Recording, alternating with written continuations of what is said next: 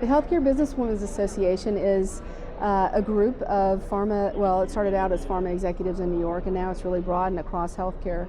And it's really looking to address the issue of the fact that 73% of the workforce in healthcare are women, but only 4% of the leadership.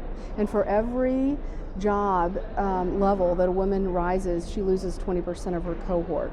If you think about the fact that in healthcare across the world, it's between 80 and 95% of the people who make healthcare decisions are women. Those things really don't go together. I think it's important for us to have more women as part of the discussion and more diversity of thought, frankly. The reason that I work in that area and also at Global Genes is because I think there's actually a collaborative opportunity, and that is that it's not really just, there was a New York Times article actually a couple weeks ago about this, that it's not always just about gender, it's really about caregiving.